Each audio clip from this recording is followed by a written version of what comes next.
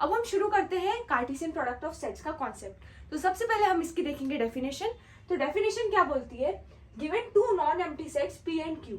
मान लीजिए हमारे पास दो नॉन एम्प्टी सेट है, एक का नाम है पी और एक का नाम है क्यू। ये दोनों क्या है, हमारे सेट है, ठीक है। पी भी एक सेट है और क्यू भी एक सेट है। The Cartesian product P cross Q. पहली बात ये समझिए कि हम कार्टेशियन प्रोडक्ट को कैसे लिखेंगे, ठीक है। अगर हमें दो सेट के बीच में कार्टेशियन प्रोडक्ट करना है तो हमको उसको लिखने का तरीका है, पहला सेट क्रॉस दूसरा सेट, ठीक है। Is the set of all ordered pairs of elements from P and Q, ठीक है। चलिए इसको आराम से समझते हैं। मान लीजिए हमारा एक सेट है पी, दूसरा सेट है क्यू। हमें निकालना है इनका कार्टेशियन प्रोडक्ट। देखिए पहले मैं आपको बताती हूँ, लिखने का तरीका हमने अभी देखा, P क्रॉस Q। इसको बोलेंगे Cartesian product of P and Q, ठीक है। ये क्या होगा, ये एक सेट होगा। ये जो भी कार्टेशियन प्रोडक्ट होगा ना, ये प्रोडक्ट क्या होगा, एक सेट होगा। और वो सेट में क्या क्या एलिमेंट्स आएंगे, वो सेट में एलिमेंट्स क्या होंगे, वो सेट के एलिमेंट्स होंगे हमारे ऑर्डर्ड पेयर्स। देखिए हमें पता है कि यार अगर कोई सेट है तो सेट में कोई भी ऑब्जेक्ट या कोई भी एलिमेंट हो सकते हैं, ठीक है। हो सकता है किसी इंसान का नाम हो सकता है किसी जगह का नाम हो सकता है कोई नंबर्स हो सकता है कोई अल्फाबेट हो, कोई वर्ड हो, कुछ भी हो सकता है सेट के अंदर। सेट के ऑब्जेक्ट्स या एलिमेंट्स कुछ भी हो सकते हैं। पर कार्टेशियन प्रोडक्ट जो सेट है ना, वो स्पेसिफिक है। उसके अंदर एलिमेंट क्या होंगे, वो सारे के सारे ऑर्डर्ड पेयर्स होंगे, ठीक है। कार्टेशियन प्रोडक्ट के अंदर सारे एलिमेंट्स क्या होंगे, ऑर्डर्ड पेयर। अगर दो सेट का कार्टेशियन प्रोडक्ट कर रहे हैं तो ऑर्डर्ड पेयर, अगर तीन सेट का कार्टेशियन प्रोडक्ट कर रहे हैं तो ऑर्डर्ड ट्रिपलेट, ठीक है। बेसिकली अभी हम सिर्फ दो सेट की बात कर रहे हैं, तो हमारा सेट के एलिमेंट्स क्या होंगे, P cross Q. Cartesian product of P और क्यू एक सेट होगा जिसके एलिमेंट्स होंगे ऑर्डर्ड पेयर्स। अब क्वेश्चन आता है कौन से ऑर्डर्ड पेयर्स, ठीक है। हम क्या कोई भी रैंडमली ऑर्डर्ड पेयर्स लिख देंगे, नहीं। एक स्पेसिफिक तरीका है जिससे हम पता करेंगे कि कौन से ऑर्डर्ड पेयर्स हमारे P क्रॉस Q के सेट में आएंगे, ठीक है। तो वो ऑर्डर्ड पेयर्स क्या होंगे, मान लीजिए ऑर्डर्ड पेयर में दो होंगे एलिमेंट्स। पहले को मैंने बोला है स्मॉल p और दूसरे को मैंने बोला है q, ठीक है। तो ये जो स्मॉल p है ये होगा, हमने किसका कार्टेशियन प्रोडक्ट किया, कैपिटल P का और कैपिटल Q का, इन दो सेट का। तो मैंने बोला कि यार ये जो कैपिटल P के जो भी एलिमेंट्स है उसको मैंने स्मॉल p से रिप्रेजेंट किया है और कैपिटल Q के सारे एलिमेंट्स को मैंने स्मॉल q से रिप्रेजेंट किया है। तो हमारा ऑर्डर्ड पेयर P, Q होगा। इसका मतलब ऑर्डर्ड पेयर में जो पहला एलिमेंट होगा, जो ऑर्डर्ड पेयर का पहला एलिमेंट होगा, वो क्या होगा, वो कहां से आएगा, वो सेट P से आएगा, ठीक है। और जो सेकंड एलिमेंट होगा वो कहां से आएगा, सेट Q से आएगा, ठीक है। इसमें ऑर्डर मैटर करता है। अगर मैं बोलती Q क्रॉस P, ठीक है, तो ऑर्डर्ड पेयर क्या होता, इसके सारे ऑर्डर्ड पेयर्स को हम कैसे लिखेंगे, Q, P। मतलब पहले Q आएगा, पहले लिखा क्या है, Q लिखा है, तो पहला एलिमेंट Q आएगा, मतलब Q के सेट के एलिमेंट्स आएंगे। सेकंड वाला सेट लिखा है P, तो कॉमा के बाद आएगा ऑर्डर्ड पेयर में दूसरा एलिमेंट कौन सा आएगा, P के एलिमेंट्स आएंगे। बात समझ में आ रही है। तो क्वेश्चन आता है हमें कौन से P, Q लेने हैं, कौन से ऑर्डर्ड पेयर्स P, Q हमें लेने हैं। हमें सारे P, Q के कॉम्बिनेशंस लेने हैं, ठीक है। सारे की सारे जितने भी कॉम्बिनेशन P, Q के हो सकते हैं वो हमें सारे की सारे ऐसे ऑर्डर्ड पेयर्स निकालने हैं और उन्हें एक सेट के अंदर लिखना है। वो सेट रिप्रेजेंट करेगा P क्रॉस Q, ठीक है। चलिए एक बार डेफिनेशन समझते हैं फिर से। Given two non empty sets P and Q, ठीक है। हमारे पास दो नॉन एम्प्टी सेट है P और Q। नॉन एम्प्टी मतलब इनके अंदर कोई ना कोई एलिमेंट है, ठीक है। The Cartesian product P cross Q, Cartesian product को हमने लिख दिया P क्रॉस Q से। तो जो कार्टेशियन प्रोडक्ट होगा P क्रॉस Q वो क्या होगा, will be a set of all ordered pairs. Set होगा वो, पहली बात तो ये है कि सेट होगा, और वो सेट किसका होगा, ऑर्डर्ड पेयर्स का। कौन से ऑर्डर्ड पेयर्स, सारे, all the ordered pairs of elements from P and Q, from the set P and set Q, ठीक है। अब एक बात समझिए, जब हमने सेट देखा था, सेट चैप्टर पढ़ा था, हमने एक रिप्रेजेंटेशन देखी थी उसकी। एक तो होता है टैबुलर फॉर्म या फिर रोस्टर फॉर्म, और दूसरा तरीका होता है सेट बिल्डर फॉर्म, राइट। अब हमने सेट बिल्डर फॉर्म में देखा था हम कैसे रिप्रेजेंट करते थे। मान लीजिए हमें सेट को रिप्रेजेंट करना है सेट ए, तो हम लिखते थे set A will be set of all x such that x belongs to something something. तो हम यहाँ पे कैरेक्टरिस्टिक कंडीशन लिखते थे, राइट। अब मेरी बात ध्यान से समझिए, अभी भी हमारे पास एक सेट है, P क्रॉस Q भी एक सेट है, तो हम इसको भी किस वे में लिख सकते हैं, इसको भी हम लिख सकते हैं सेट बिल्डर फॉर्म में, ठीक है, बट डिफरेंस क्या होगा, इधर हमारे पास एक ही चीज होती थी x, एक एलिमेंट की बात करते थे अपन, इधर भी हम एक ही एलिमेंट की बात करेंगे, पर इधर हमारा एलिमेंट क्या है, एक ऑर्डर्ड पेयर है। बात समझ में आ रही है? इधर हमारा एलिमेंट कुछ भी था, इधर हमारा एलिमेंट एक ऑर्डर्ड पेयर है, तो हम ऑर्डर्ड पेयर के तरीके से ही उसको रिप्रेजेंट करेंगे। मतलब पहले हम यहाँ पे x लिखते थे, अब हम यहाँ पर एक ऑर्डर्ड पेयर लिखेंगे p, q, ठीक है। और कंडीशन क्या है, कैरेक्टरिस्टिक कंडीशन लिखनी होती है सेट बिल्डर फॉर्म में। तो कैरेक्टरिस्टिक कंडीशन क्या है कि ये जो स्मॉल p है वो बिलोंग किसको करना चाहिए, सेट p के एलिमेंट्स को, और small q should represent the elements of set q। बात समझ में आ रही है? तो ये इसी तरीके से हम सेट बिल्डर फॉर्म में भी लिख सकते हैं कार्टेशियन प्रोडक्ट को। बात समझ में आ रही है? आपको समझ में आ रहा है कैसे लिखना है? p cross q is a Cartesian product will be set of all ordered pairs p, q such that p belongs to capital P and q belongs to capital Q। मतलब हमें सारे के सारे ऐसे ordered pairs लिख देने हैं जिसमें सारे p आ जाए जो हमारे p को बिलोंग कर रहा है, p सेट को बिलोंग कर रहा है, और सारे q आ जाए, मतलब सारे एलिमेंट्स आ जाए जो सेट q को बिलोंग कर रहा है। तो ऐसे अगर हमने सारे ordered pairs लिख लिए तो वो सारे के सारे ordered pairs को एक सेट के अंदर बंद कर देना है, और वो सेट को हमें बोलना है Cartesian product of set p and set q। ठीक है, चलिए एक दो एग्जांपल लेके समझते हैं। चलिए अब कुछ एग्जांपल लेके समझते हैं। तो मान लीजिए हमारा सेट है A, ठीक है, सेट A के एलिमेंट्स है दो, एक है रेड और दूसरा है ब्लू, ठीक है। दूसरा सेट है हमारे पास सेट B जिसके एलिमेंट्स है A, B, C, ठीक है। पहला एग्जांपल है हमारा जिसमें सेट A दिया है, सेट B दिया है। अब हमें निकालना है Cartesian product of sets A and B, ठीक है। हमें क्या फाइंड करना है, हमें फाइंड करना है A और B का कार्टेशियन प्रोडक्ट। ये क्या होगा, हमें पता है कार्टेशियन प्रोडक्ट एक सेट है, ठीक है। एक सेट बनेगा, थोड़ा बड़ा बनेगा तो मैं मान लीजिए ऐसे लिख लेती हूँ, ठीक है। एक कार्टेशियन प्रोडक्ट एक सेट बनेगा जिसके अंदर बहुत सारे एलिमेंट्स होंगे। वो एलिमेंट्स क्या होंगे, ऑर्डर्ड पेयर्स। मतलब इसके अंदर हमें सारे ऑर्डर्ड पेयर्स लिखने हैं A और B के, ठीक है। जिसमें पहला एलिमेंट क्या होगा, A का होगा और दूसरा एलिमेंट होगा B का। मैंने बोला इसके एलिमेंट को मैंने A से रिप्रेजेंट किया और इसके एलिमेंट को मैंने B से रिप्रेजेंट किया, ठीक है। तो हमारे सारे ऑर्डर्ड पेयर्स कैसे बनेंगे, ऐसे। मतलब पहला एलिमेंट हमें कैपिटल A वाले सेट से लेना है, दूसरा एलिमेंट हमें कैपिटल B वाले सेट से लेना है, और हमें सारे पॉसिबल केसेस लिख देने हैं, सारे पॉसिबल ऑर्डर्ड पेयर्स, ठीक है। चलिए शुरू करते हैं।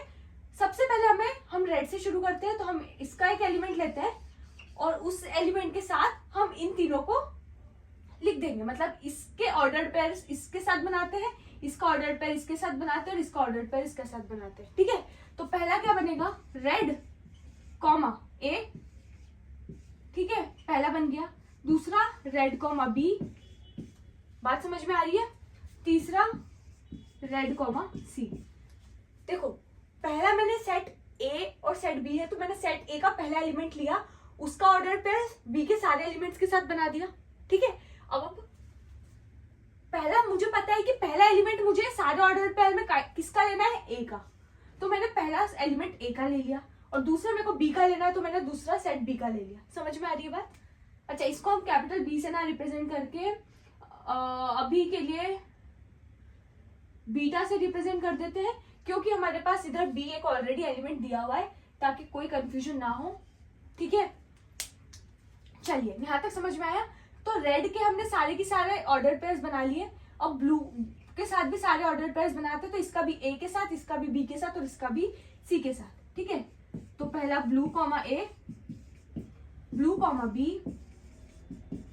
और लास्ट बनेगा ब्लू कॉमा C। क्या और कोई ऑर्डर्ड पेयर्स बन सकते हैं? ध्यान से समझिए। ऑर्डर्ड पेयर्स में हमें एक चीज समझ में आ रही है, यार हमें पता है ऑर्डर्ड पेयर्स में ऑर्डर मैटर करता है। तो अगर मैं बोलती हूँ रेड कॉमा A और मैं बोलती हूँ A कॉमा रेड, क्या ये दोनों सेम है या डिफरेंट है? ये दोनों डिफरेंट है।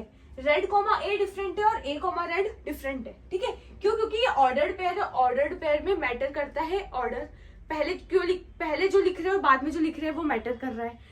पर हमें ये पता है कि कार्टेशियन प्रोडक्ट में क्वेश्चन आता है कि हमें इसको लिखना है या नहीं लिखना है, क्या इसे हमें इन सब में कंसिडर करना है। तो हमें पता है कार्टेशियन प्रोडक्ट किसका कर रहे हैं हम, A क्रॉस B का। तो पहला एलिमेंट आना चाहिए हर ऑर्डर्ड पेयर में A का, और दूसरा एलिमेंट आना चाहिए हर ऑर्डर्ड पेयर में B का, ठीक है। अगर मैं इसको देखूं तो इसमें A किसका है, एलिमेंट इस कैपिटल B का है, और रेड किसका एलिमेंट है, कैपिटल A सेट का। तो पहला एलिमेंट सेट बी से आ रहा है, ये वाले में सेट ए से आ रहा है। यार ये तो नहीं हो सकता। समझ में आ रही है बात? हमें सारे एलिमेंट्स ऐसे लिखने हैं, सारे ऑर्डर्ड पेयर्स ऐसे लिखने हैं जिसमें पहला एलिमेंट ए से आए और दूसरा बी से आए। इसमें पहला बी से आ रहा है, दूसरा ए से आ रहा है, तो ये गलत है। बात समझ में आ रही है? तो हमें सारे सिर्फ ऐसे केस लेने हैं जिसमें पहला एलिमेंट ए का आ रहा है और दूसरा एलिमेंट सेट बी से आ रहा है। ठीक है, तो मैंने ए के सारे कॉम्बिनेशन ले लिए, बी के सारे कॉम्बिनेशन ले लिए, सॉरी हमने रेड के सारे कॉम्बिनेशन ले लिए, ब्लू के साथ भी सारे कॉम्बिनेशन ले लिए। तो इससे ज्यादा हमारे पास पॉसिबल नहीं है। तो ये हमारे सारे की सारे ऑर्डर पेयर्स लिख लिए हमने, एक भी ऑर्डर पेयर नहीं छूटा है। हमारे पास 1 2 3 4 5 6 ऑर्डर पेयर्स आए हैं। रेड कॉमा है, red comma B, red comma C, blue comma है, ब्लू कॉमा बी और ब्लू कॉमा सी। तो ये हमने सारे की सारे ऑर्डर पेयर एक सेट के अंदर बंद कर दिया और वो सेट क्या हो गया हमारा? Cartesian product of A and B. ठीक है, चलिए एक और एग्जांपल लेके समझते हैं। मान लीजिए हमारा एक सेट है पी जिसके अंदर एलिमेंट्स है A1 B1 या A2 बोल देते हैं, A1 A2 और A3। ठीक है, सेकेंड है Q जिसके अंदर एलिमेंट्स है B1 और B2 B3 और B4। ठीक है, इसके अंदर एलिमेंट्स है A1 A2 A3, इसके अंदर एलिमेंट्स है B1 B2 B3 और B4। ठीक है, अब ये सेट P है, ये सेट Q है, हमें निकालना है P cross Q, Cartesian product of P and Q। ये हमें पता है क्या होगा, एक सेट होगा, तो मैंने सेट बना दिया। अब क्या होगा, इसके अंदर सारे ऑर्डर्ड पेयर्स आएंगे, ऐसे ऑर्डर्ड पेयर्स जिसमें पहला एलिमेंट किसका हो P का और दूसरा एलिमेंट किसका हो Q का। ठीक है, तो अगर आपको कहीं बोल रहे हैं P क्रॉस Q और कहीं बोल रहे हैं Q क्रॉस P, ये दोनों सेम है या डिफरेंट? ये दोनों क्या है? डिफरेंट है। इसमें सारे ऑर्डर्ड पेयर्स वो आएंगे जिसमें पहला एलिमेंट P का होगा और दूसरा एलिमेंट Q का, और इसमें सारे ऑर्डर्ड पेयर्स ऐसे आएंगे जिसमें पहला एलिमेंट Q का होगा और दूसरा एलिमेंट P का। ठीक है, तो ये दोनों आपस में डिफरेंट है। हमें निकालना है P क्रॉस Q। तो पहले ये समझना है, पहला एलिमेंट हमें P वाले में से लेना है और दूसरा एलिमेंट हमें Q वाले में से लेना है। चलिए शुरू करते हैं। तो पहले इसका एक एलिमेंट लेते हैं, उसको सबके साथ ऑर्डर पेयर बनाते हैं, फिर दूसरा लेके ऑर्डर पेयर बनाएंगे, फिर तीसरा लेके सबके साथ ऑर्डर पेयर बनाएंगे। ठीक है, तो पहले A1 लेते हैं, तो A1 के साथ हो गया B1, A1 के साथ हो गया B2, A1 के साथ हो गया B3 और A1 के साथ हो गया B4।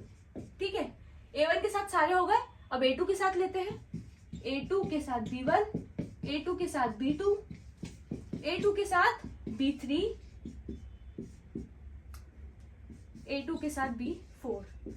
A2 भी हो गया, अब A3 लेते हैं, A3 के साथ B1, A3 के साथ B2, A3 के साथ B3, A3 के साथ B4।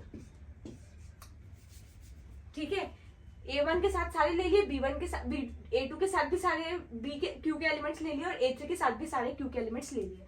तो ये हमारे सारे ऑर्डर्ड पेयर्स बन गए। देखिए आप कैसे मेक श्योर करेंगे कि आप कोई भी चीज भूल नहीं रहे। आप ये करिएगा, जो भी पहला सेट है, 2 सेट होंगे हमारे P और इस केस में P क्रॉस Q है, तो जो भी पहला होगा ना उसके सारे एलिमेंट्स को लीजिएगा एक एक करके। पहला एलिमेंट लीजिएगा P का, उसके सारे Q के साथ ऑर्डर पेयर बना लो। सेकेंड एलिमेंट लो P का, उसको सारे Q के साथ ऑर्डर पेयर बना लो। ऐसे करके लास्ट वाले P तक आइएगा, उसके भी सारे Q के साथ ऑर्डर पेयर बना लीजिएगा। अगर आप लाइन से चलेंगे ना तो आप कोई भी मिस नहीं करेंगे। ठीक है, कोई चांस ही नहीं है आपका मिस करने का। तो हमने पहले A1 लिया, A1 के साथ हमने इसका सबका एक ऑर्डर पेयर बना ली, 4 ऑर्डर पेयर बन गए। फिर A2 लिया, फिर उसका भी चारों के साथ बना लिया, फिर A3 लिया और उसका भी चारों के साथ ऑर्डर पेयर बना लिया। ठीक है, तो लाइन से चलेंगे तो हम कोई भी कार्टेशियन प्रोडक्ट में कोई भी ऑर्डर पेयर मिस नहीं करेंगे। एक और कॉन्सेप्ट आता है number of elements in Cartesian product. ठीक है, मतलब कितने ऑर्डर पेयर बन सकते हैं। ठीक है, चलिए समझते हैं। मान लीजिए पहले ये जो हमारा कैपिटल A है, ठीक है, मान लीजिए इसके अंदर इसका कार्डिनल नंबर ऑफ A क्या है। फॉर एग्जाम्पल अभी के लिए मान लेते हैं स्मॉल p। ठीक है, और ये कैपिटल B जो सेट है इसका कार्डिनल नंबर हम रिप्रेजेंट कर रहे हैं स्मॉल q से। ठीक है, अब ध्यान से समझिए, इसमें हमारा कार्डिनल नंबर क्या है, इसके कितने नंबर है, इसके एलिमेंट्स 2 हैं, रेड और ब्लू, तो इसका कार्डिनल नंबर क्या है 2। कार्डिनल नंबर ऑफ B क्या है 1 2 3। ठीक है, कार्डिनल नंबर हमें पता है क्या होता है, number of elements in a set. तो कार्डिनल नंबर ऑफ A क्या है 2, कार्डिनल नंबर ऑफ B क्या है 3। अब हमें निकालना है cardinal number of set A cross B, या फिर ऐसा बोले कि कार्टेशियन प्रोडक्ट में कितने ऑर्डर्ड पेयर्स बन सकते हैं वो निकालना है। तो उसको हमने बोला है n of A cross B, क्योंकि ए क्रॉस बी हमारा क्या है, एक सेट है। तो cardinal number of A cross B क्या होगा, Cartesian product of A and B, इसका कार्डिनल नंबर होगा p इंटू क्यू। मतलब जहां पर p क्या है, कार्डिनल नंबर ऑफ a, और q क्या है, कार्डिनल नंबर ऑफ b। बात समझ में आ रही है। एक और एग्जांपल इधर समझते हैं, चलिए इधर एग्जांपल लेके समझते हैं। तो a क्रॉस b, अब बताइए a में कितने एलिमेंट्स थे, इसको मैं बोल सकती हूँ n of a into n of b। मतलब a में जितने एलिमेंट है इंटू b में जितने एलिमेंट है वो होंगे सारे के सारे number of ordered pairs.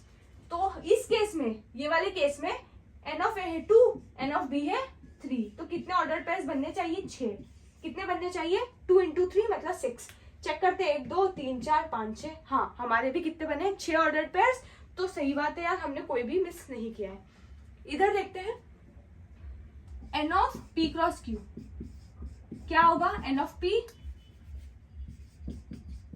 Into n of q, या मैं ऐसा भी बोल सकती हूँ small p into small q। Small p क्या है, कार्टेशियन नंबर ऑफ p, और स्मॉल q है कार्टेशियन नंबर ऑफ q। अब देखो कार्टेशियन नंबर ऑफ p क्या है, n ऑफ p क्या है, 1 2 3 तो 3 है। n ऑफ q क्या है, 1 2 3 4 4, ठीक है। n ऑफ p क्या है 3, n ऑफ q क्या है 4। तो इस केस में 3 इंटू 4 कितने बनने चाहिए हमारे, total number of ordered pairs 12, ठीक है। 1 2 3 4 5 6 7 8 9 10 11 12, सही बात है। हमारे कितने ऑर्डर्ड पेयर्स बनने चाहिए 12, और हमारे कितने ऑर्डर्ड पेयर्स हमने बनाए हैं वो भी क्या है 12। तो हमने इधर क्या सीखा, number of ordered pairs in Cartesian product of A and B क्या होगा, वो होगा Cartesian product of A into Cartesian product of B. मतलब अगर हमें दो ऐसे सेट दिए हैं, सेट ए और सेट बी, और हमें निकालना है कि यार इसके कार्टेशियन प्रोडक्ट में कितने एलिमेंट्स होंगे या कितने ऑर्डर्ड पेयर्स होंगे, तो कितने होंगे, वो होंगे ए में जितने एलिमेंट्स है इंटू बी में जितने एलिमेंट्स है। बात समझ में आ रही है। चलिए अब एक और चीज समझते हैं कार्टेशियन प्रोडक्ट की।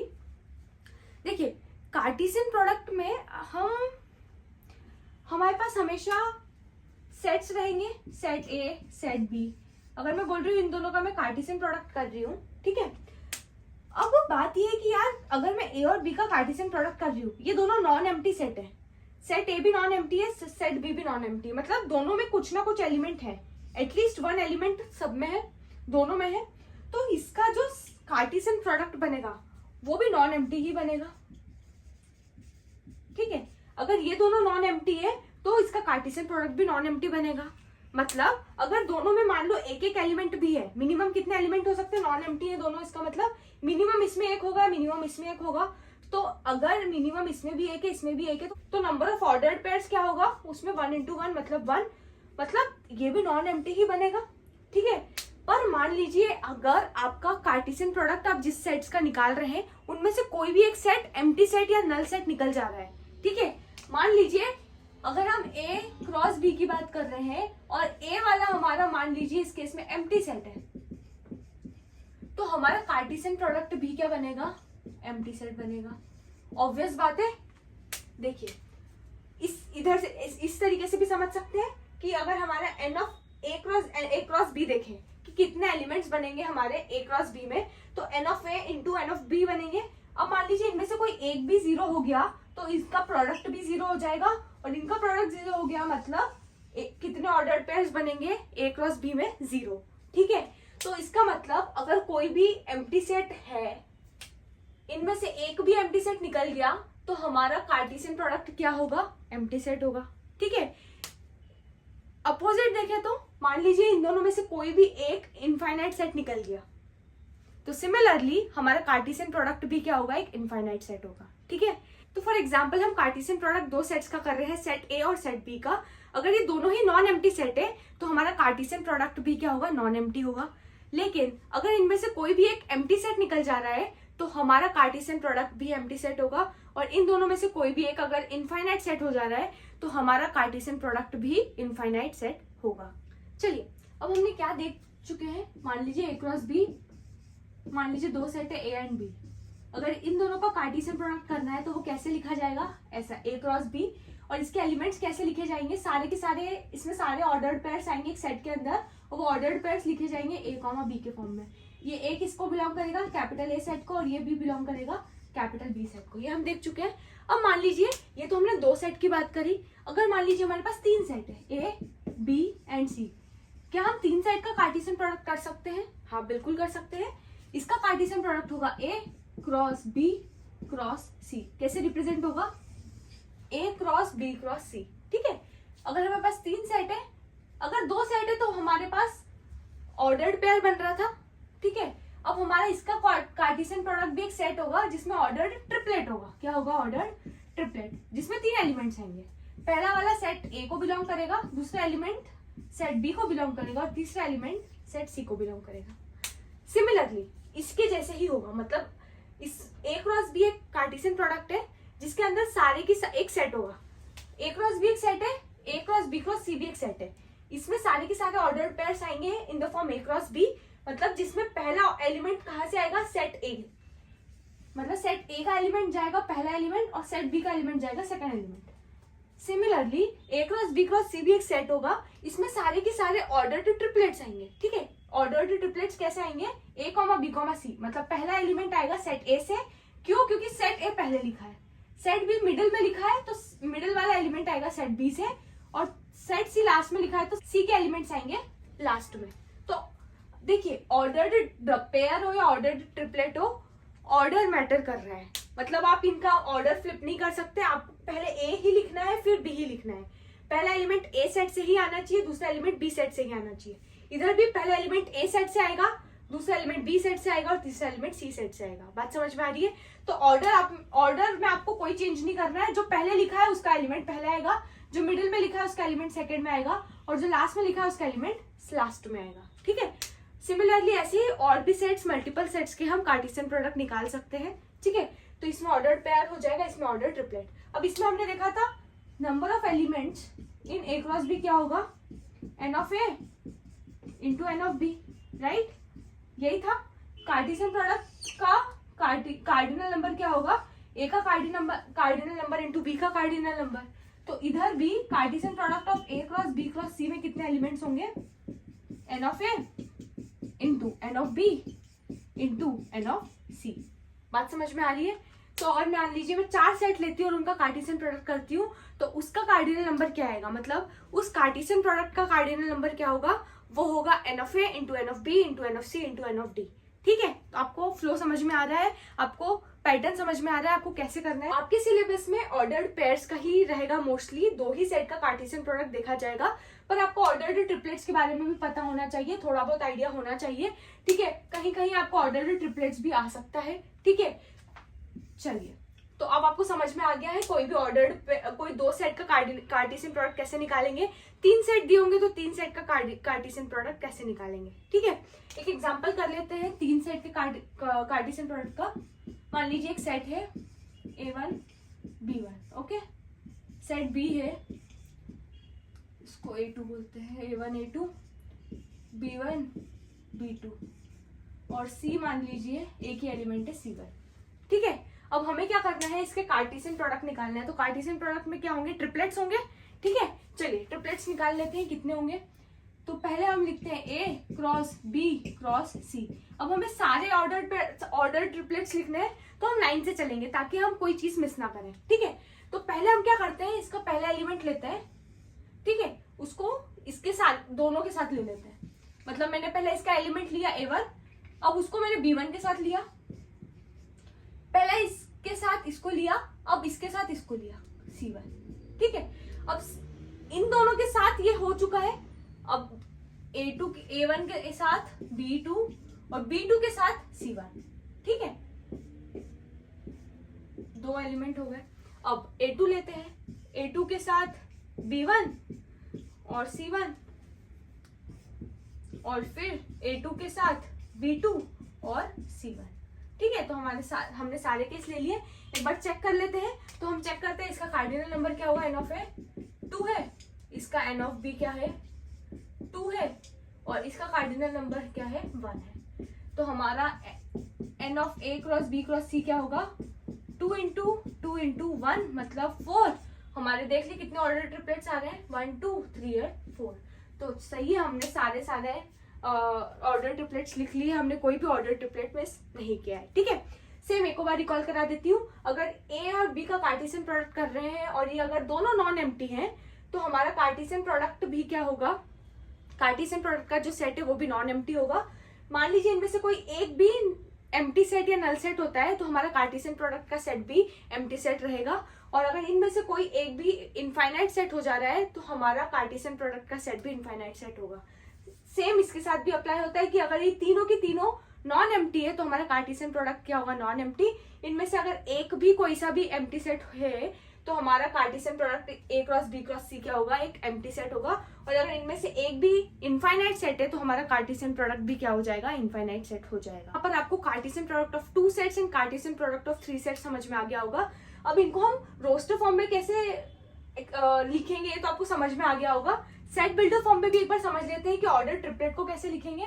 तो हम लिखेंगे A cross B cross C is set of all A, B, C such that A belongs to capital A, B belongs to capital B and C belongs to capital C। बात समझ में आ रही है। जिस तरीके से हमने एक ऑर्डर्ड पेयर या फिर हम कार्टेशियन प्रोडक्ट ऑफ 2 सेट्स को लिखा था वैसे ही हम कार्टेशियन प्रोडक्ट ऑफ 3 सेट्स को लिखेंगे। उधर ऑर्डर्ड पेयर था, इधर ऑर्डर्ड ट्रिपलेट होगा जिसमें पहला एलिमेंट A का ही से आएगा सेट A से, दूसरा सेट बी से और तीसरा सेट सी से। ठीक है, तो चलिए यहाँ पर हमने कोई भी 2 सेट्स या 3 सेट्स का कार्टेशियन प्रोडक्ट कर रहे हैं तो उसे हम कैसे टेबुलर फॉर्म या रोस्टर फॉर्म में रिप्रेजेंट करेंगे समझ लिया है। सेट बिल्डर फॉर्म में कैसे लिखेंगे वो भी समझ लिया है। अब हम देखते हैं यार अगर हमें उसे डायग्राम में या फिर एरो डायग्राम में रिप्रेजेंट करना है तो हम कैसे करेंगे। फॉर एग्जाम्पल हमारे पास एक सेट है जिसमें एलिमेंट्स है 1, 2, 3 और सेट बी है जिसमें एलिमेंट्स है A, B। ठीक है, अब मान लीजिए हमें इसे डायग्राम में रिप्रेजेंट करना है। ठीक है, एरो डायग्राम में। तो हम क्या करेंगे,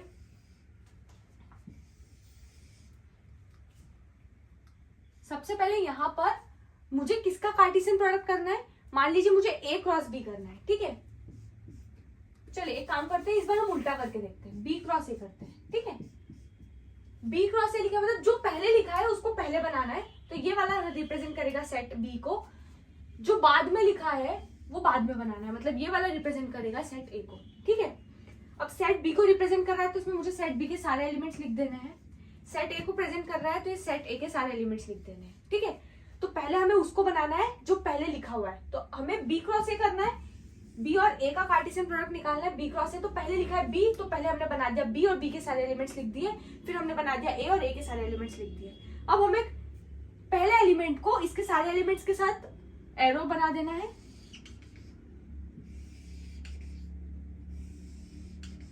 सिमिलरली बाकी सारे एलिमेंट्स के साथ भी हमें एरो बना देना है। ठीक है, तो ये रिप्रेजेंट हो गया हमारा एरो डायग्राम में किसी भी कार्टेशियन प्रोडक्ट को, किसी भी 2 सेट के कार्टेशियन प्रोडक्ट को एरो डायग्राम में हम ऐसे रिप्रेजेंट करेंगे। ठीक है, इसी को अगर हम रोस्टर फॉर्म में लिखना चाहते हैं तो हम ऑर्डर्ड पेयर्स बनाते हैं तो वो भी ऐसे ही होते हैं। पहले A को हमने किसके साथ डाला है, 1 के साथ, फिर A को 2 के साथ, फिर A को 3 के साथ। तो हम लिखते हैं B क्रॉस A करना है हमें, B cross A will be set of ordered pairs. पहला A है, A को मैंने 1 के साथ, 2 के साथ, 3 के साथ, 1 2 3। फिर B को 1 के साथ, 2 के साथ और 3 के साथ, तो B को 1 के साथ, B को 2 के साथ और B को 3 के साथ। तो ये हमने रोस्टर फॉर्म में लिख लिया, इसी को एरो डायग्राम में ऐसे रिप्रेजेंट करेंगे। ठीक है, तो एरो डायग्राम समझ में आ गया। अब आपको पता है कि यार मान लीजिए आपको अगर कोई 2-3 1,2 2,3 या 0,0 ये 3 एलिमेंट्स आपको दिए हैं, आपको इसको रिप्रेजेंट करना है ग्राफिकली। तो आपको पता है ये तीनों क्या क्या बता रहे हैं यार, ये इसका मतलब ये कोऑर्डिनेट ज्योमेट्री की बात हो रही है, मतलब ये 2D प्लेन, 2 एलिमेंट्स है, इसका मतलब 2D प्लेन में ये पॉइंट्स है, ये 3 पॉइंट्स रिप्रेजेंट कर रहे हैं। तो इसको आप ग्राफिकली कैसे बनाएंगे आपको पता है, बट जस्ट ये कॉन्सेप्ट कवर करने के लिए मैं बता देती हूँ। ये y है, ये x है। ठीक है, परपेंडिकुलर लाइंस बनानी है, एक x एक्सिस एक y एक्सिस, और उसमें हमें पॉइंट्स को रिप्रेजेंट करना है। तो मान लीजिए ये 0 है, ये 1 है, ये 2 है, ये 3 है, ये 1 है, ये 2 है, ये 3 है, ठीक है। 0,0 यहाँ पे प्रेजेंट हो जाएगा, ये हमने रिप्रेजेंट कर दिया। 1,2 मतलब इसमें 1 और इसमें 2, ये यहाँ पे रिप्रेजेंट हो जाएगा। 2,3 मतलब 2 और 3, ये यहाँ पे रिप्रेजेंट हो जाएगा। तो ग्राफिकल रिप्रेजेंटेशन ऐसे हो जाएगी, एरो डायग्राम रिप्रेजेंटेशन ऐसी हो जाएगी, roster form representation of Cartesian product ऐसे हो जाएगा, ठीक है। तो आई होप आपको अच्छे से समझ में आ गया होगा ये सारी चीजें।